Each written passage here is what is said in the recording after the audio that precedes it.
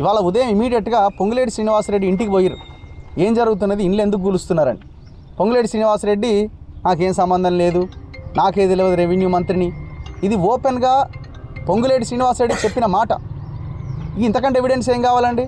Revenue మినిస్టర్కి తెలియకుండా ఖమ్మం నడిబొడ్డున ఖమ్మం మొత్తాన్ని నేనే రూల్ చేస్తున్నా అని చెప్పుకునే మంత్రికి తెలియకుండా అక్కడ కూల్చివేతలు జరుగుతున్నాయట. ఈ మధ్యకాలంలో పొంగులేటికి తుమ్మలకు మధ్య గొడవ అయిందట, ఏదో భూమి విషయంలోనో మరి ఏం విషయంలో అయిందో.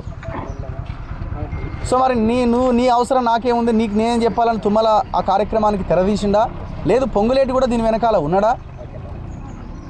మరి పొంగులేటి ఏం చేసినట్టు ఇమీడియట్గా కలెక్టర్కి ఫోన్ చేసిండట. కలెక్టర్కి లౌడ్ స్పీకర్ పెట్టి కలెక్టర్కి ఫోన్ చేస్తే, మీకు 6 నెలల కింద చెప్పినా కదా సార్ ఇది తుమ్మల నియోజకవర్గం అని అంటున్నాడు మంత్రిని. 6 నెలల కింద చెప్పేది ఏందా, నువ్వు ఇవాళ డిమాలిష్ చేస్తుంటే నిన్న చెప్పాలి కదా నాకని. నాకు తెలియదు సార్. ఎంతవరకు వచ్చింది? ఆల్రెడీ 70% కంప్లీట్ అయింది.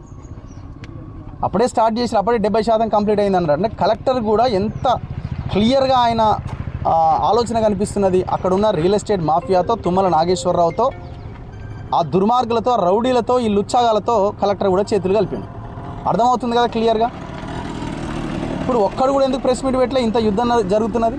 ఖమ్మం జిల్లాకు చెందిన ఒక్క మంత్రి, పైసల మంత్రి బట్టి విక్రమార్క ఎందుకు ప్రెస్ మీట్ పెట్టలే? పొంగులేటి ఎందుకు ప్రెస్ మీట్ పెట్టలే? మీరు క్లారిటీ ఇవ్వాలి కదా అక్కడ ఏం జరుగుతున్నది. అసలు ఆ భూమి ఎవరిది? ఆ భూమి గవర్నమెంట్ భూమి, అది భూదాన్ భూమి కాదు, వాళ్ళంతా అక్రమంగా వచ్చిర్రు అని ఏదో ఒక స్టేట్మెంట్ అన్నా మీరు ఇవ్వాలి కదా.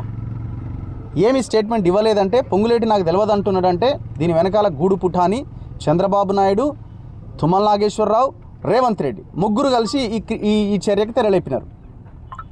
ఇది ఒక భాగం. ఇక మేము బయలుదేరి మేము ఆలస్యం అవుతున్నది, అక్కడికి వెళ్ళాలి అన్న దాంట్లో చాలా